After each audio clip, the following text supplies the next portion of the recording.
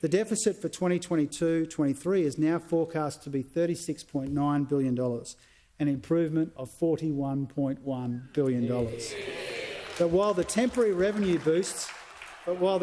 revenue boosts we're getting from higher employment and higher commodity prices will fade and fall, the profound and permanent spending pressures on the budget are forecast to grow and grow. The budget that we inherited was stuck in a structural deficit.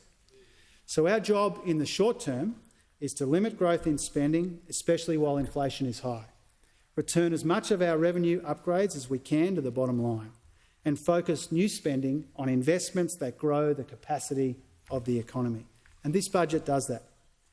And in the longer term, there's a bigger job to do as well, to put the budget on a more sustainable path.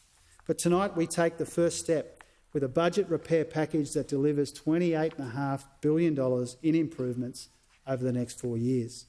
Now, this unwinds wasteful or unnecessary spending, redirects it towards higher quality investments and priorities, and improves the integrity and fairness of our tax system. Our spending audit has helped identify $22 billion in savings over the next 4 years. This includes our election commitment to reduce spending on external contractors, consultancies, advertising, travel and legal services, expecting to save the budget $3.6 billion. And this budget makes our tax system more sustainable by making sure multinationals pay a fairer share of tax in Australia, by extending successful tax compliance programs, and by giving the ATO the resources they need to crack down on tax dodging. Together, these initiatives save a further $4.7 billion over 4 years.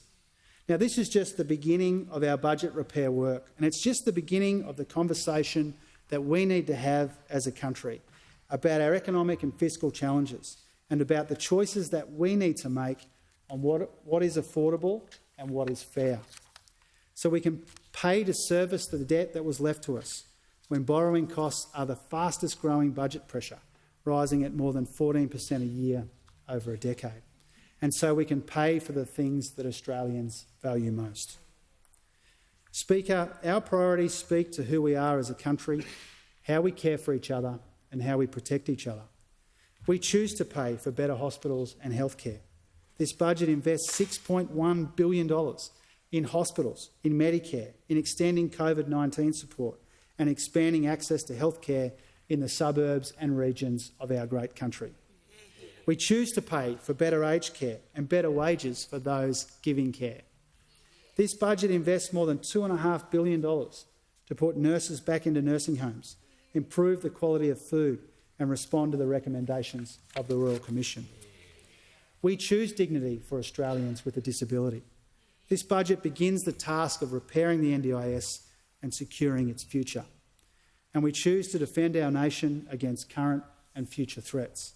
Our government will ensure the Australian Defence Force is well positioned to meet our security challenges over the next decade and beyond.